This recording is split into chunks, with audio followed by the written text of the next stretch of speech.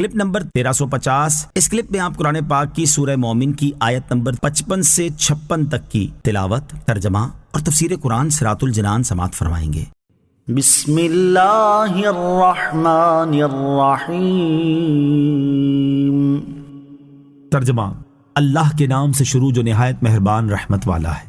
فاصبر ان وعد اللہ حق واستغفر لذنبك وسبح بحمد ربك بالعشی والابکار۔ ترجمہ، تو تم صبر کرو، بے شک اللہ کا وعدہ سچا ہے، اور اپنوں کے گناہوں کی معافی چاہو اور اپنے رب کی تعریف کرتے ہوئے صبح اور شام اس کی پاکی بولو۔ فاصبر، تو تم صبر کرو۔ اس سے پہلی آیات میں فرمایا گیا کہ اللہ تعالیٰ اپنے رسولوں اور ان پر ایمان لانے والوں کی مدد فرمائے گا، اور اب یہاں سے نبی کریم علیہ الصلوۃ والسلام کو کفار کی طرف سے پہنچنے والی ایذاؤں پر صبر کرنے کی تلقین کی جا رہی ہے۔ چنانچہ ارشاد فرمایا کہ اے پیارے حبیب صلی اللہ تعالی علیہ وآلہ وسلم، آپ اپنی قوم کی طرف سے پہنچنے والی ایذا پر صبر کرتے رہیں، بے شک اللہ تعالیٰ کا وعدہ سچا ہے، اور اس نے جس طرح پہلے رسولوں کی مدد فرمائی اسی طرح وہ آپ کی مدد بھی فرمائے گا، آپ کے دین کو غالب کرے گا اور آپ کے دشمنوں کو ہلاک کرے گا۔ نیز آپ اللہ تعالیٰ سے اپنی امت کے گناہوں کی معافی طلب کریں اور اللہ تعالیٰ کی عبادت کرنے پر ہمیشہ قائم رہیں۔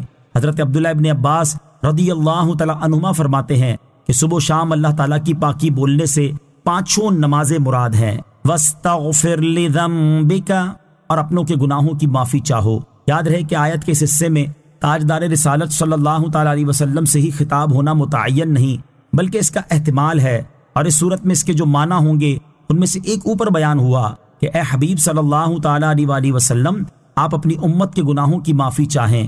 دوسرے معنی یہ ہوں گے کہ اے حبیب صلی اللہ تعالیٰ علیہ وآلہ وسلم، اگر بالفرض کوئی معصیت واقع ہو تو اس سے استغفار واجب ہے، جیسا کہ اعلیٰ حضرت امام احمد رضا خان رحمۃ اللہ تعالی فرماتے ہیں۔ سورہ مومن اور سورہ محمد کی دونوں آیت کریمہ میں صیغہ امر ہے، اور امر انشاء ہے، اور انشاء وقوع پر دال نہیں، تو حاصل اس قدر کے بفرض وقوع استغفار واجب، نہ یہ کہ معاذ اللہ واقع ہوا، جیسے کسی سے کہنا اکرم ضیفک، اپنے مہمان کی عزت کرنا۔ اس سے یہ مراد نہیں کہ اس وقت کوئی مہمان موجود ہے، نہ یہ خبر ہے کہ خواہی نہ خواہی کوئی مہمان آئے گا ہی، بلکہ صرف اتنا مطلب ہے کہ اگر ایسا ہوا تو یوں کرنا۔ اور اس آیت میں یہ بھی احتمال ہے کہ اس میں خطاب ہر سامع سے ہو، جیسا کہ اعلیٰ حضرت رحمۃ اللہ تعالی فرماتے ہیں سورہ مومن و سورہ محمد صلی اللہ تعالیٰ علیہ وآلہ وسلم کی آیات کریمہ میں کون سی دلیل قطعی ہے کہ خطاب حضور اقدس علیہ الصلوۃ والسلام سے ہے؟ مومن میں تو اتنا ہے وَاسْتَغْفِرْ لِذَنبِكَ، اے شخص اپنی خطا کی معافی چاہ۔ کسی کا خاص نام نہیں، کوئی دلیل تخصیص کلام نہیں۔ قرآن عظیم تمام جہان کی ہدایت کے لیے اترا، نہ صرف اس وقت کے موجودین کی ہدایت کے لیے بلکہ قیامت تک کے آنے والوں سے وہ خطاب فرماتا ہے اقیموا الصلاۃ، نماز برپا رکھو۔ یہ خطاب جیسا صحابہ کرام سے تھا ویسا ہی ہم سے بھی ہے، اور تا قیامت ہمارے بعد آنے والی نسلوں سے بھی۔ یوں ہی دونوں سورہ کریمہ میں کافی خطاب ہر سامع کے لیے ہے کہ اے سننے والے، اپنے اور اپنے سب مسلمان بھائیوں کے گناہ کی معافی مانگ۔ نوٹ: اس مسئلے سے متعلق تفصیلی معلومات حاصل کرنے کے لیے فتاوی رضویہ جلد 29 صفحہ 394 تا 401 کا مطالعہ فرمائیں۔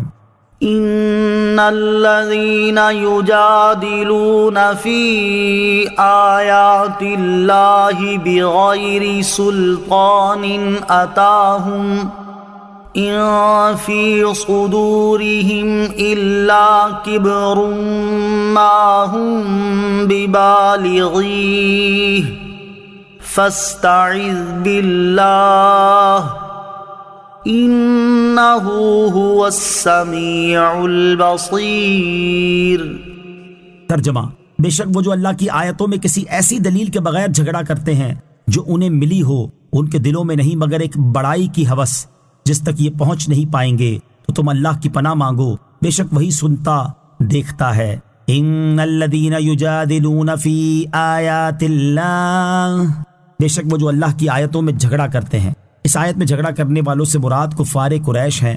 یہ لوگ تکبر کیا کرتے تھے، اور ان کا یہی تکبر ان کے تکذیب و انکار اور کفر کو اختیار کرنے کا سبب بنا، کیونکہ انہوں نے یہ گوارا نہ کیا کہ کوئی ان سے اونچا ہو، اور یہ فاسد خیال کیا کہ اگر حضور اقدس علیہ الصلوۃ والسلام کو نبی مان لیں گے تو ہماری اپنی بڑائی جاتی رہے گی۔ ہمیں امتی اور چھوٹا بننا پڑے گا، حالانکہ ہمیں تو بڑا بننے کی ہوس ہے۔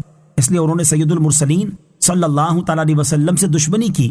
اللہ تعالیٰ ارشاد فرماتا ہے کہ لوگ جس چیز کی ہوس رکھتے ہیں اسے نہ پا سکیں گے اور انہیں بڑائی میسر نہ آئے گی، بلکہ حضور اکرم علیہ الصلوۃ والسلام کی مخالفت اور انکار ان لوگوں کے حق میں ذلت اور رسوائی کا سبب ہوگا۔ تو اے پیارے حبیب صلی اللہ تعالیٰ علیہ وسلم، آپ حاسدوں کے مکر اور ان کی سازشوں سے اللہ تعالیٰ کی پناہ مانگے، کیونکہ یقیناً وہی ان کے اقوال کو سنتا اور ان کے احوال کو دیکھتا ہے، تو وہی ان کے خلاف آپ کی مدد کرے گا اور ان کے شر سے آپ کو بچائے گا۔ ضد بازی اور جھگڑنے کی عادت آدمی کے حق قبول کرنے کی راہ میں رکاوٹ بن جاتی ہے۔ جن لوگوں کی عادت ہوتی ہے کہ ہر معاملے میں اپنی ہی رائے کو حرف آخر سمجھتے ہیں اور اس کے برخلاف کوئی رائے قبول کرنا گوارا نہیں کرتے اور بہر صورت دوسرے کو نیچا ہی دکھانے کی کوشش کرتے ہیں، وہ حق قبول کرنے سے بہت دور